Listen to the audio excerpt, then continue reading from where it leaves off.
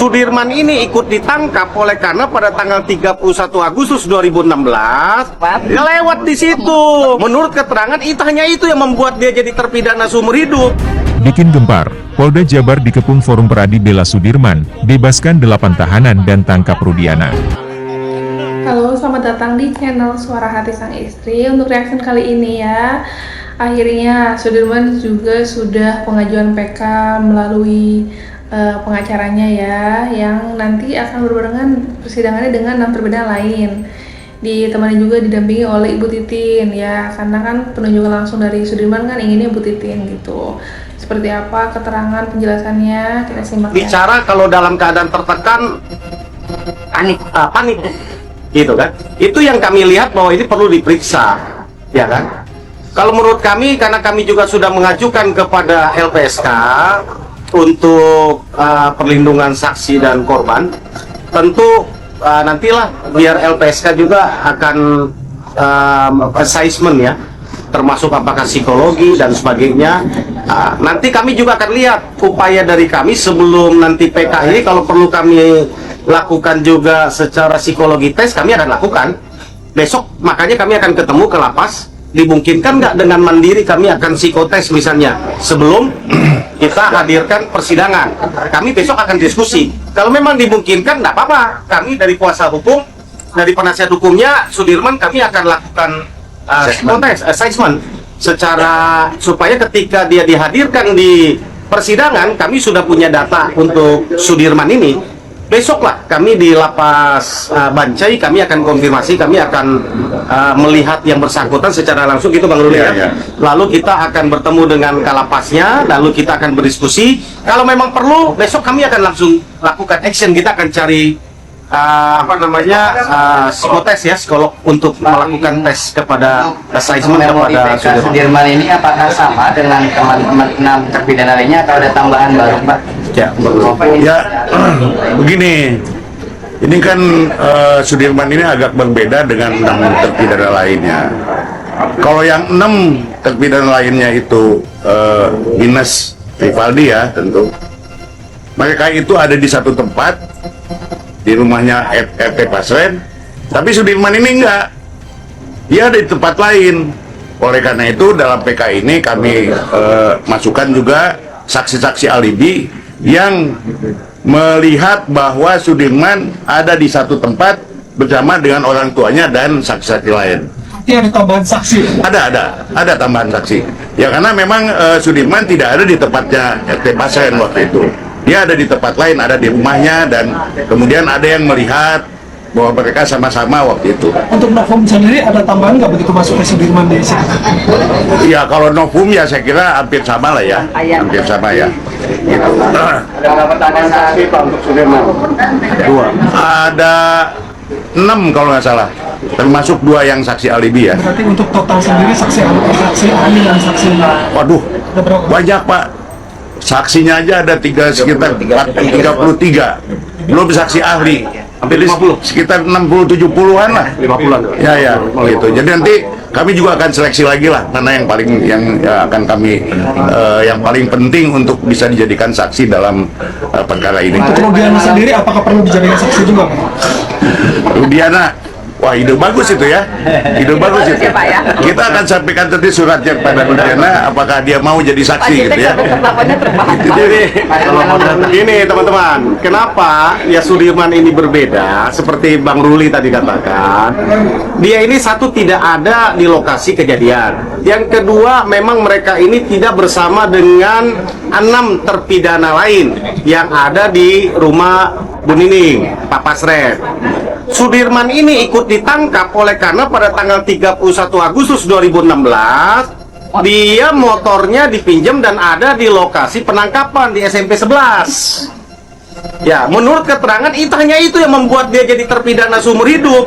Kesian dia tanggal 31 Agustus 2016 kalau jam 4 sore dia tidak ada di SMP 11, Aman dia. aman dia, apes dia, gitu loh. Kena sial Itu, dia. itu persoalannya.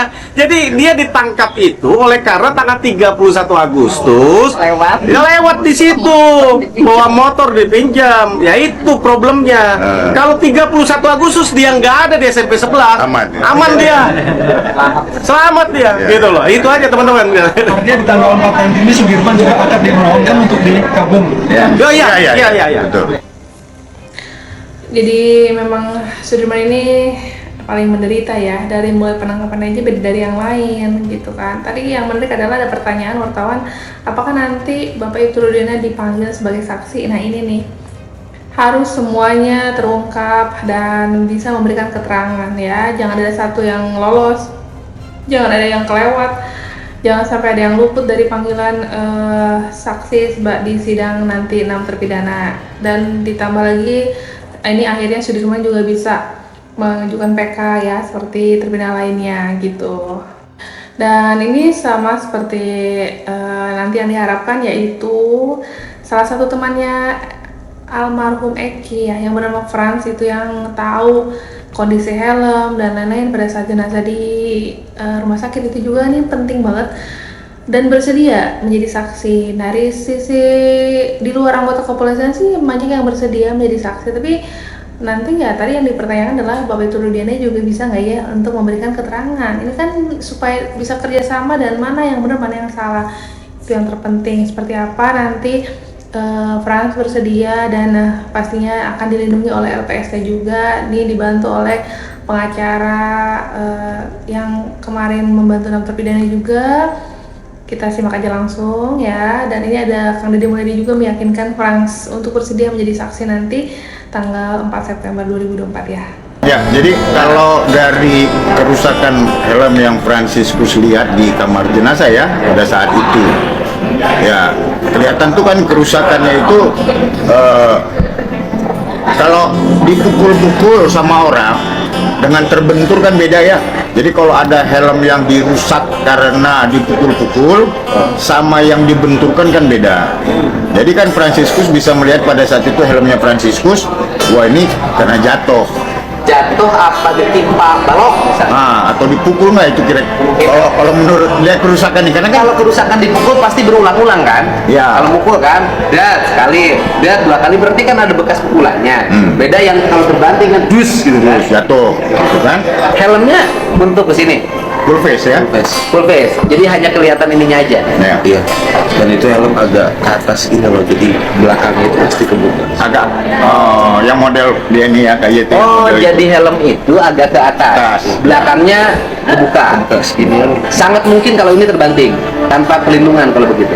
menurut saya, tapi kan tergantung posisi jatuh. Ya. Ya, artinya bahwa ada potensi kemungkinan kalau jatuh itu juga, misalnya jatuhnya beberapa kali, kemudian menimpa bagian apa namanya ini, belakang. ya apa namanya kepala belakangnya tanpa pelindungan helm itu Iya, agak kebuka soalnya. agak kebuka. Jadi gini Frans, ini kan dari keterangan saksi yang lain mengatakan bahwa setelah motor jatuh, Eki itu kan membentur tiang PJU.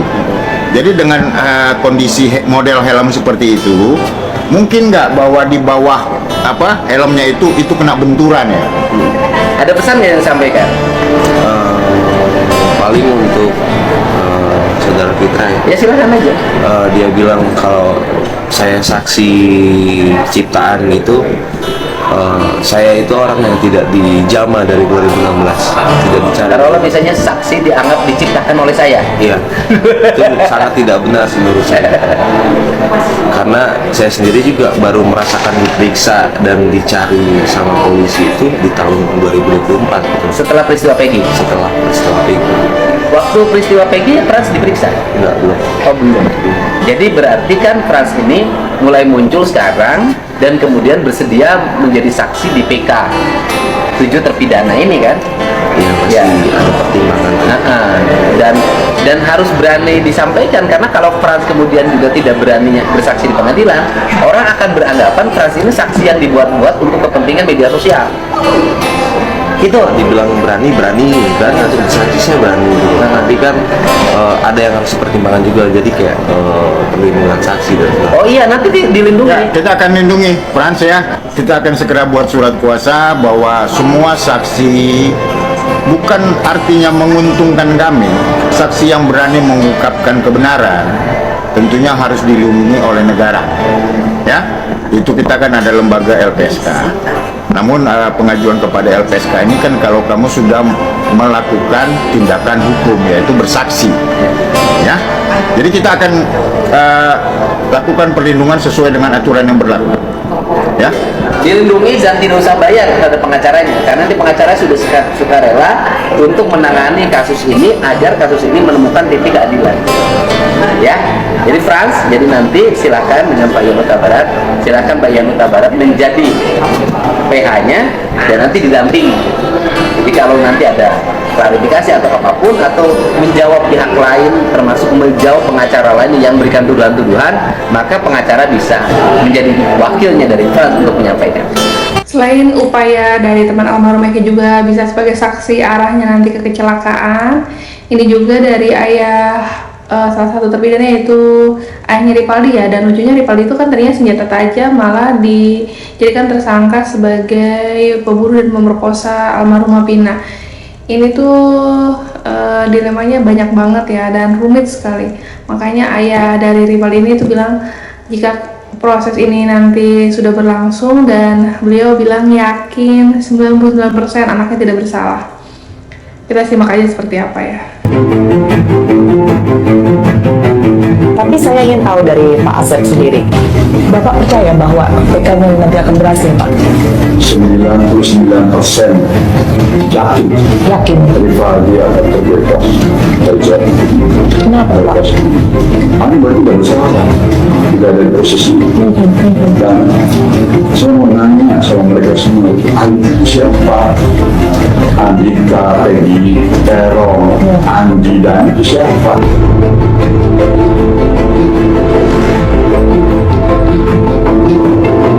Kenapa saya ada di situ gitu loh? Kenapa dijadikan Andika gitu loh? Mereka harus bertanggung jawab. Yang menyiksa Ripaldi juga harus bertanggung jawab.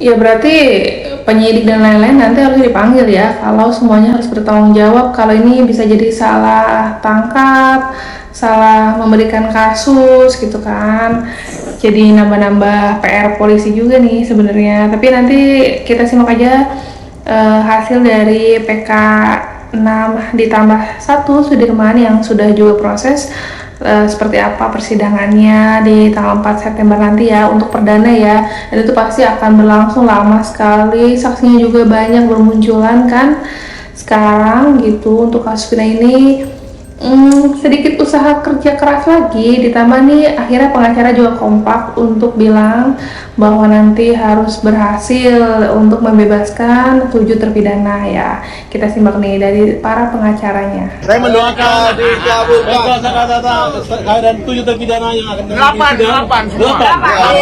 akan menang. Dan seluruh warga Cirebon untuk hadir pada persidangan ini. Ya.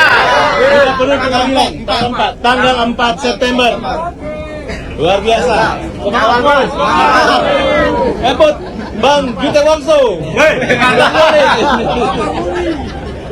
Seluruh tim kuasa hukum mendoakan semua terpidana kasus Pina 2016 menang di sidang PK. Itu harapan untuk baik keluarga korban, keluarga terpidana juga, dan usaha para pengacara ini agar tidak sia-sia ya. Ini kasusnya kan viral setelah film Pina, itu udah 8 tahun yang lalu, terus 2024 ini baru bener-bener bisa diusut tuntas dan mudah-mudahan bisa diselidiki lagi dari nol gitu kan. Mau nggak mau dari nol, pihak penyidik hakim yang sebelumnya juga harus bisa memberi keterangan, atau mungkin ini bahan introspeksi untuk kepolisian juga gitu di kasus Pina ini ya, pelajaran lah untuk pihak-pihak yang terlibat di sini juga.